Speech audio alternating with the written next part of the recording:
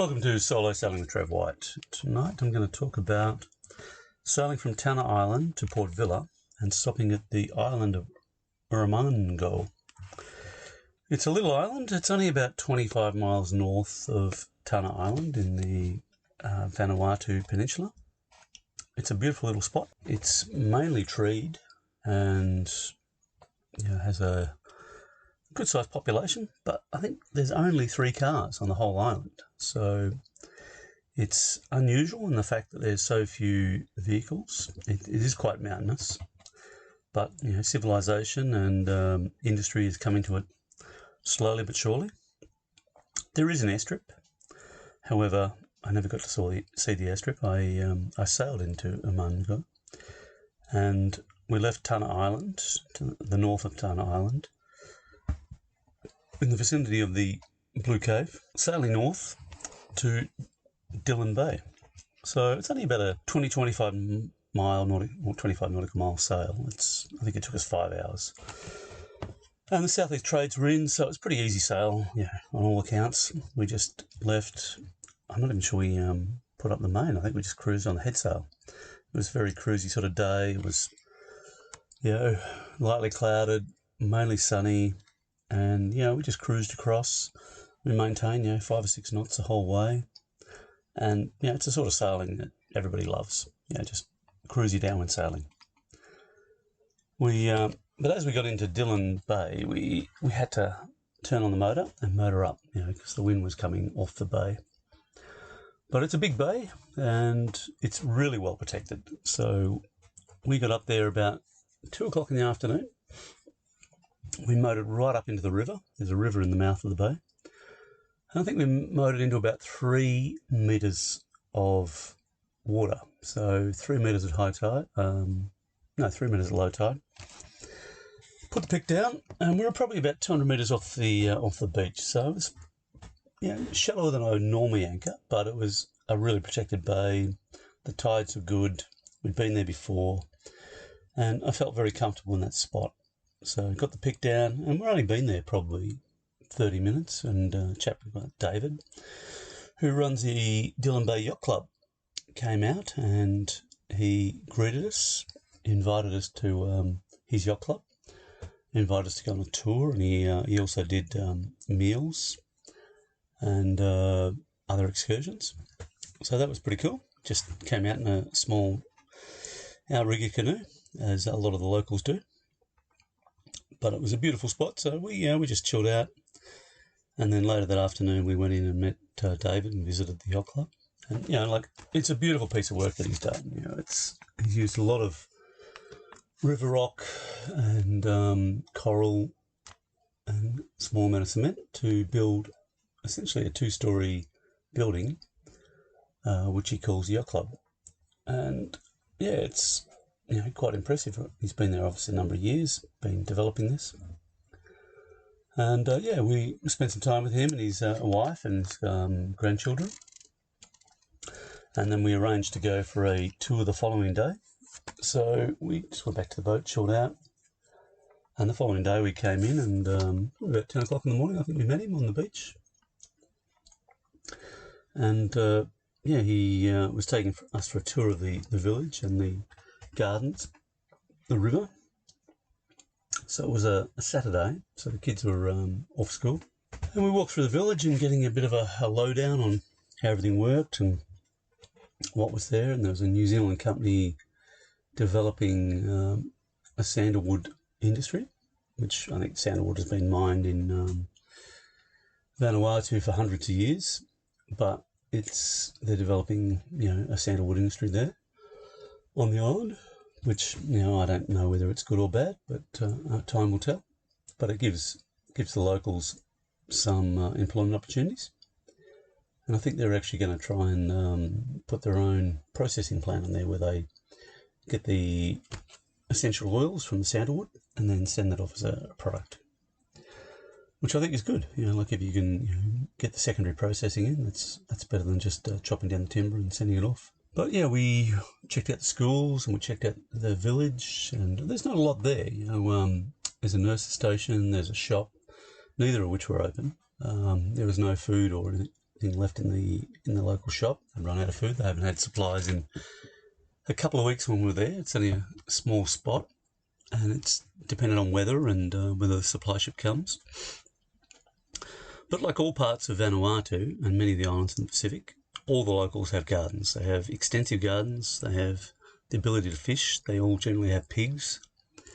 And without those, they would probably starve, because bad weather can stop any supply ships coming, which means that they're not reliant on, Western influence. Well, I think it's fantastic. Like they've got abundant gardens. The gardens are awesome.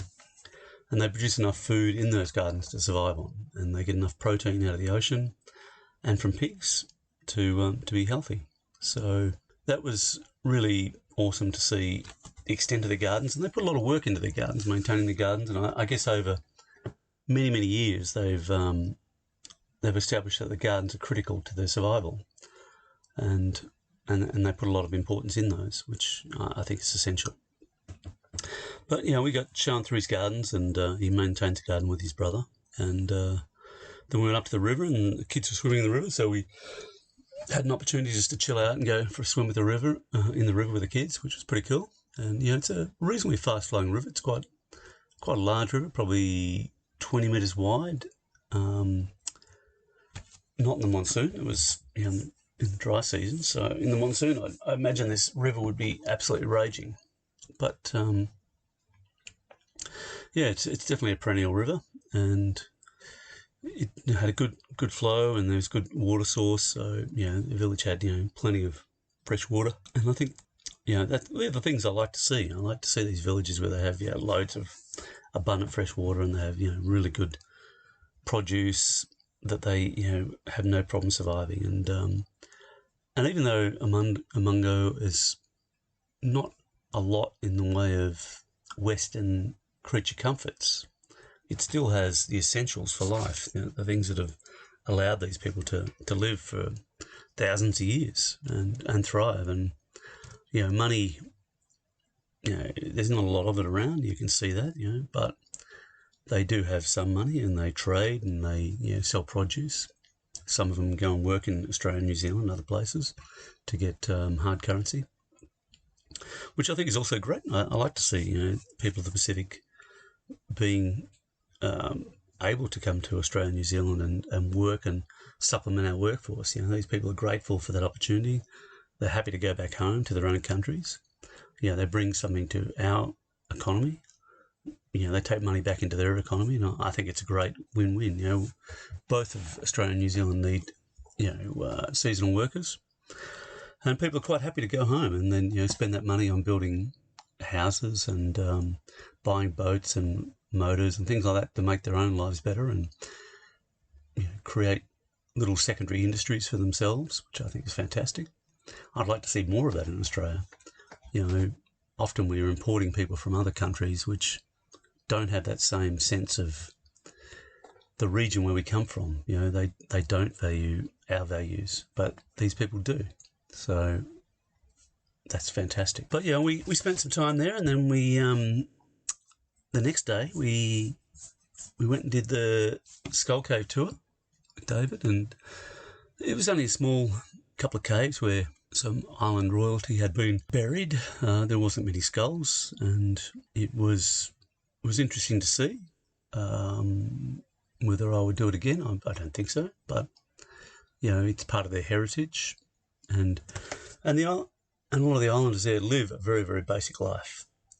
So, if nothing else, you're contributing to the economy of the island and helping with school fees and paying for the expenses that life has these days, which I don't mind doing. I think it's fantastic. Like you go to places, you trade their time for your resources, your money. It's the same as trading food for money. I think it's awesome, and often I'm trading with the kids to get fruit and veg, and they're taking hard currency away, and it's a good trade. But after a couple of days, we'd seen the island, the small part that we could see, and about 6 o'clock that night, we decided to sail to Port Vila. The winds were blowing in the right direction. The wind conditions are calm, so we up anchored and we departed for Port Vila. and that would get us into Port Vila approximately 5 or 6 o'clock the next morning. So we had a pretty cruisy sail. Like, it's a downwind sail to Port Vila.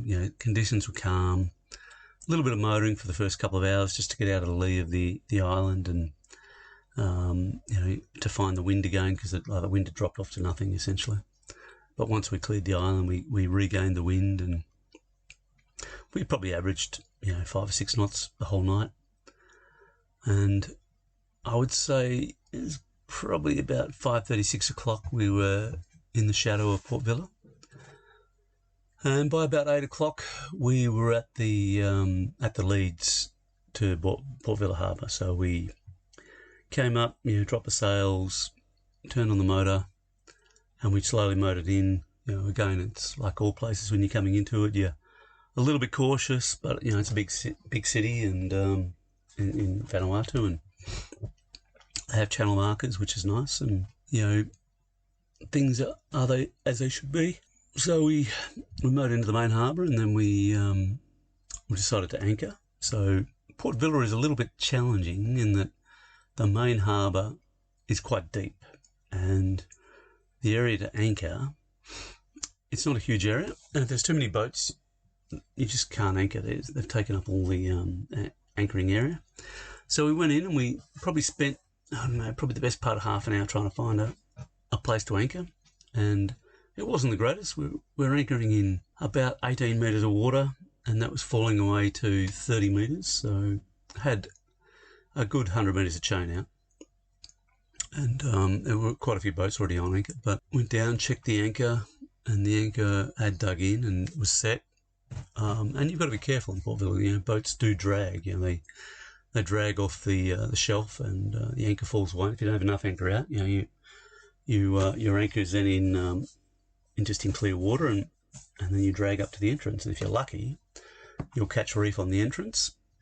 If not, your boat will drift out to sea. And I know of at least 2 boats that have done that whilst I was in Port Vila. They just didn't put out enough anchor chain. But we got an anchor down, and it was solid, and it set well, and conditions are beautiful for us. So we cleared customs, and we were fortunate enough that there was a big festival on at the time. It's a local council festival, and it was pretty cool. So the whole crew went in, we did dinner, we enjoyed the festival. Everybody starburst and did their own things, and at that stage we were losing Harriet. So Harriet was flying back to Australia, where she lived, and going back to work, which was sad for us.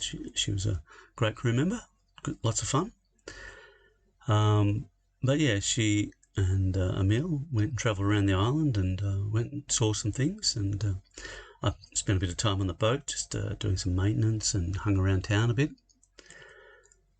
with Fiona. So everybody had their own priorities, but I think we all met up again at the festivities, so that was good.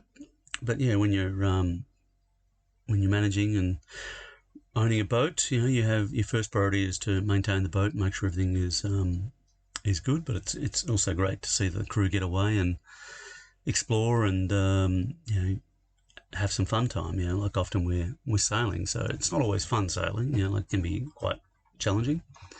But when you're in port, that's when you want to go exploring and doing things. So, but yeah, that was the trip from Tanna Island to Port Vila, and with Harriet leaving the crew and heading back to Australia. So overall, was a good trip, and I would recommend stopping at Umungo.